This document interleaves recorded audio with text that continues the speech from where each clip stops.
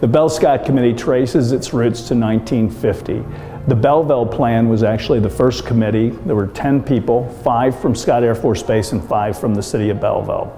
It's grown over the years, and we've had an enlisted dinner every year for 66 years. It was originally called the GI PAL dinner, and the GI PAL dinner was to honor the enlisted folks out at the base.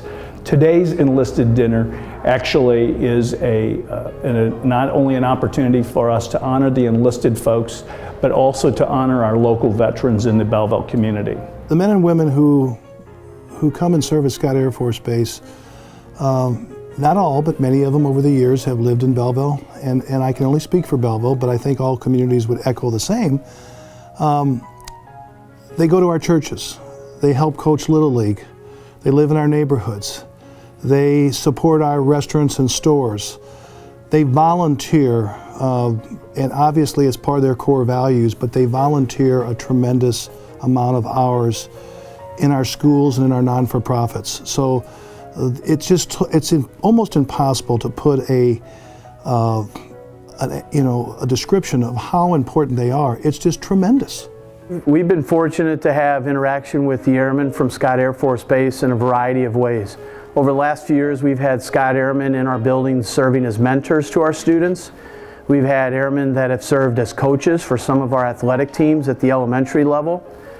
We've had airmen come to our buildings on our career days at the junior highs and talk about what it means to serve their country in the military. We've had the bands from Scott Air Force Base come and play at our schools. So we've had an opportunity to experience airmen from Scott in a multitude of ways that have been extremely beneficial for our students and staff. We have a building that's 18,000 square feet, and we provide services to victims of domestic violence. And included in this building, we have a shelter for women and children that have fled their home due to safety reasons. And there's been at least 80 to 90 volunteers that have come from Scott Air Force Base that have given their time and their skills to paint our facility. A building that big, a not-for-profit, can't afford to pay painters to come in and do that.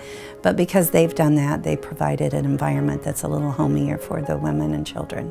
The men and women at Scott protect us in our freedom every day. They're excellent role models for our students, and they're able to share their stories of how they got to where they are and the importance of things like hard work, teamwork, responsibility for actions, and what it means to serve. I am so grateful that they're part of our community.